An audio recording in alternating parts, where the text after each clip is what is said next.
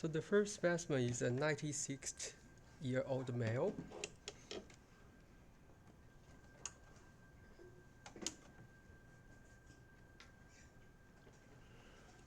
那可能这边要关起来，再开一次。哎，不对不对，这个好，这个没有打开。好，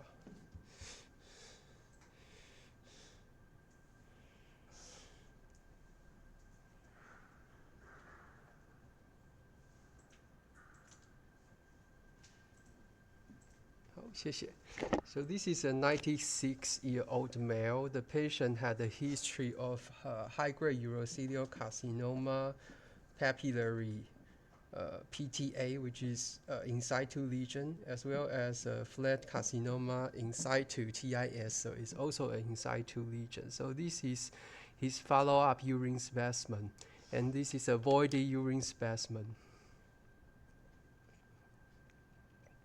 So on low power, the cellularity is not very high, but we do see some cells relatively hyperchromatic in the background.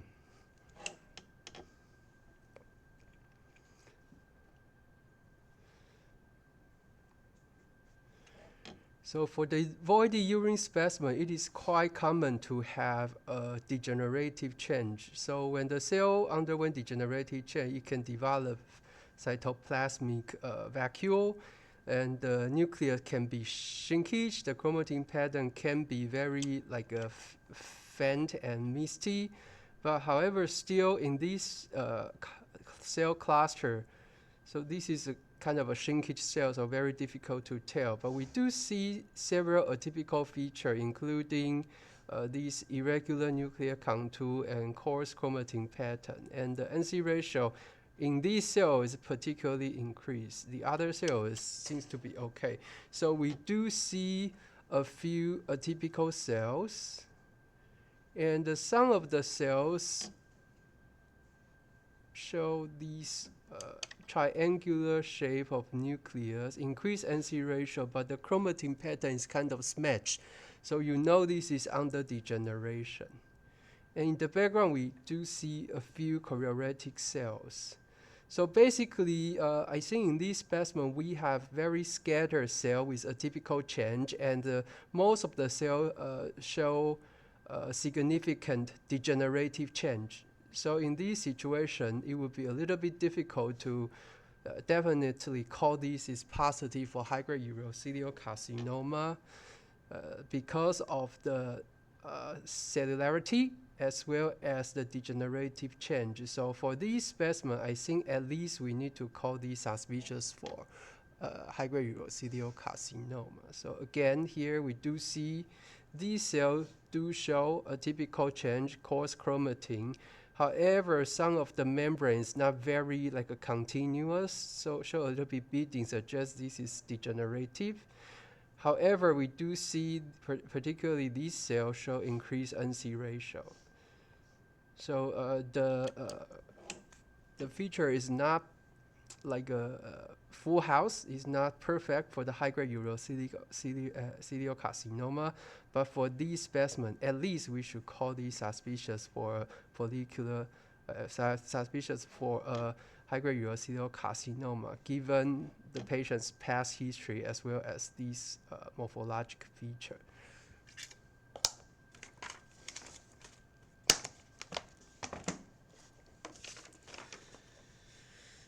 So for cases, they are easy for us. So this is another specimen, voided urine coming from a 71-year-old female, presented with gross hematuria. So in this specimen, again, the cellularity is not super high, but we do see more of these atypical cells, and the nuclear feature is much more preserved, right? So you see this is a well-preserved cell, increased NC ratio, increased size of the nucleus, and it is very irregular. It's not rounded, and the chromatin pattern are hyperchromatic with a coarsely like a granular type of pattern. And the cells are all well preserved. You do not see any degenerative change. So for these specimens, we will call these high-grade urothelial carcinoma because the cellularity is very good. Most of the cells that we see are consistent with high-grade cells, and the morphological pattern are well preserved without remarked degenerative change. So this would be a case that we call positive for high-grade urothelial carcinoma. So for the voided urine specimen, it is actually not very difficult if we see a positive case. The problem is that the sensitivity. So the specificity for diagnosis high-grade urothelial carcinoma is very good, because when we see this, we know this is high-grade urothelial carcinoma. However, for the patient, not every pass of voided urine, it will contain well-preserved cells. And so sometimes you don't see any of the cells. Sometimes you see some of these cells, but with prominent degenerative change, because perhaps the cell has been stored in the bladder for overnight, for example, and it under a significant degenerative change. So sometimes we won't be able to call it. Sometimes we will only be able to call these atypical or suspicious. But if we see definite feature of high-grade urothelial carcinoma, it will be kind of easy. So next, we have a couple specimen of instrumented urine, which is very different from the voided urine specimen.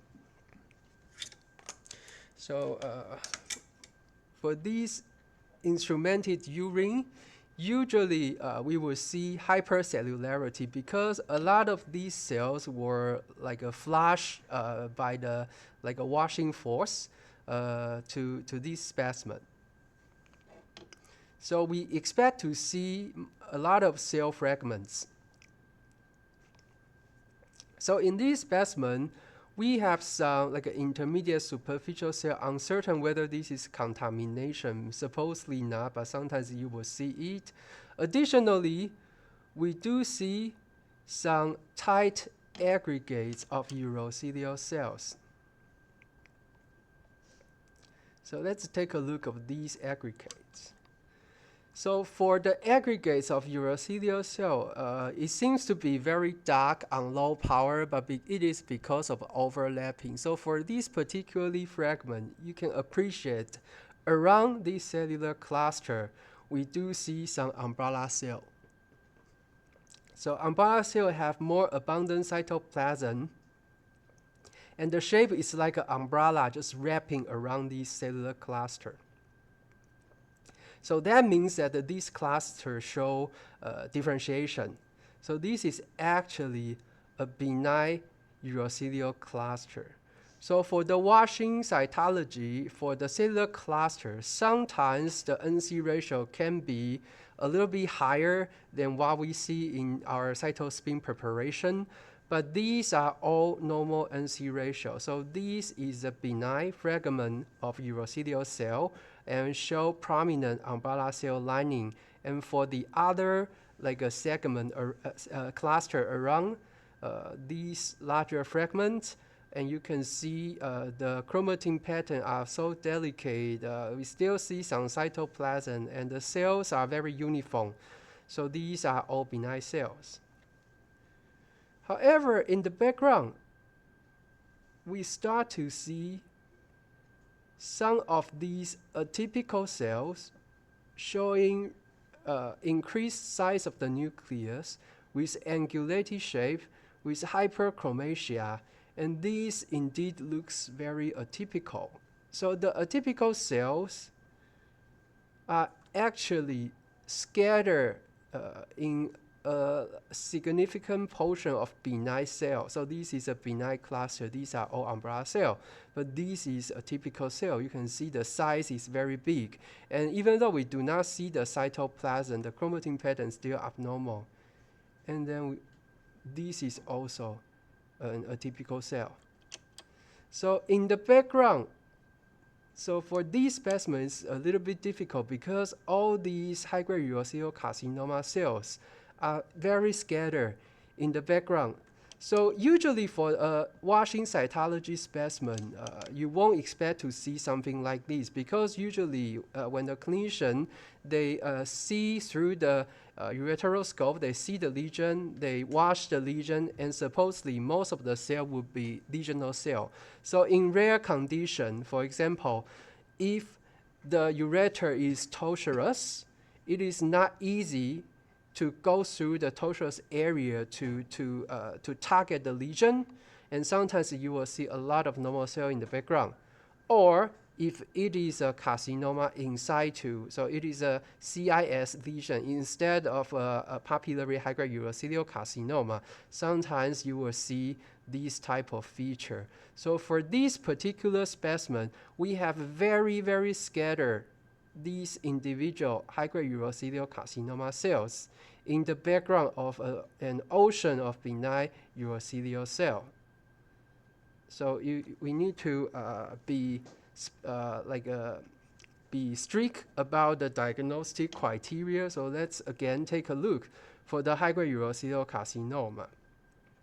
So even though it is not in the TPS book, the Paris system books, I personally think the size of the nucleus is very important. So you can see these two cells, nucleus, are much bigger than the benign urothelial cell in the background. So the most classic feature including increased NC ratio. So you can tell these two cells all have very, very scant cytoplasm and hyperchromasia. So you can compare the chromasia of the chromatin with the adjacent cells and the coarse granular chromatin pattern, So these are diagnostic for high-grade urothelial carcinoma. So just these two cells, we know this is high-grade urothelial carcinoma. And it is easy because we have a nice contrast of benign cellular cluster in the background. But the problem is to screen these is not very easy, because you need to identify these by your eagle eye that these two cells under low power, you need to confirm that this is high-grade urothelial carcinoma. And there are actually more. So again, another cells. So this is not easy. So I would suggest for the trainee, you can take a look of these specimen to check if you can find all these high-grade urothelial carcinoma cells. So when we go back to the clinical information, the patient do have history of bladder urothelial carcinoma. Because patient who has urothelial carcinoma, it is very common they have multifocal disease, because the cancer is usually induced by the carcinogen. For example, like cigarette, like heavy metal, or like sometimes Chinese herb, there are some toxin inside it, and it will develop it. And so the whole urinary tract will be exposure to this carcinogen. So it's easy to develop multifocal disease. So she had bladder cancer and also had a carcinoma in situ. So this is likely, highly likely, that in the upper tract, she also developed carcinoma in situ. So for this case, we are going to call this positive for high-grade urothelial carcinoma. So the next one is also an instrumented urine specimen coming from a different patient. And this is more classic. So when the clinician see a papillary urothelial neoplasm in the scope and then do the washing cytology, this is something you expect to see. So almost every cell, every cluster looks like high-grade urothelial carcinoma. So if we compare the cellular cluster to the cluster that we see before, we do not see umbrella cell wrapping around this cellular cluster. So all these cells wrapping around show very high NC ratio without prominent cytoplasm. And in the individual cells in the background, all showing very similar feature as what we just saw. Increased NC ratio, increased chromasia, coarse chromatin. So these are all high-grade urothelial carcinoma. So in the background, most of the cells are high-grade urothelial carcinoma cells. So this is easy. So when we do the washing cytology specimen, the most of the time, if it is a positive specimen, it looks like this. You see tons of high-grade urothelial carcinoma cells, very scant cytoplasm, and sometimes in cluster, but you would expect to see a lot of individual cells in the background because high-grade urothelial carcinoma, it's more easy to have a dissociated individual cells than a benign urothelial fragment. So this is also positive for high-grade urothelial carcinoma.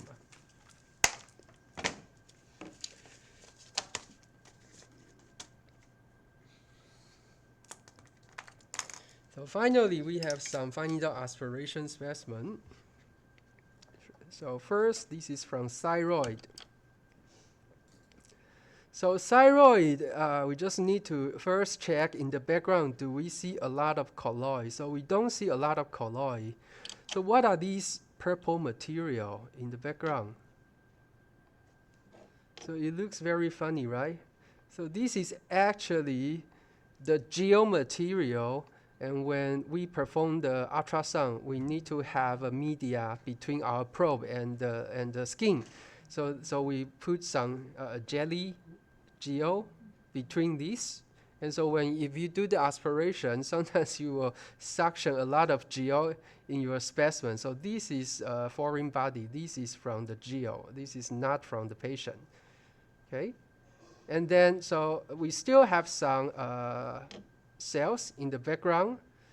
So for these cluster of follicular cell, we do appreciate that instead of a perfectly rounded nucleus, most of the cell show oval shape elongation of the nucleus, and with a relatively like a ground glass type chromatin pattern. So it does looks like a papillary thyroid carcinoma.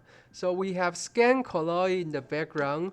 We have diffuse nuclear feature of a TPR, and looks like a papillary thyroid carcinoma, a little bit grooves over here as well.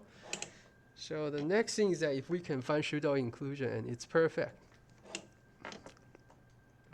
So for these cluster, we do see quite a couple pseudo inclusions. So there's one over here and another one over here. So this is positive for papillary thyroid carcinoma.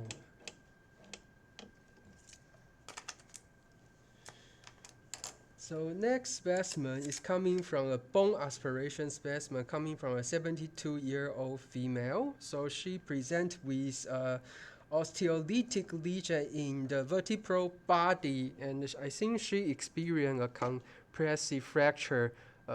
So she went to our hospital for the examination.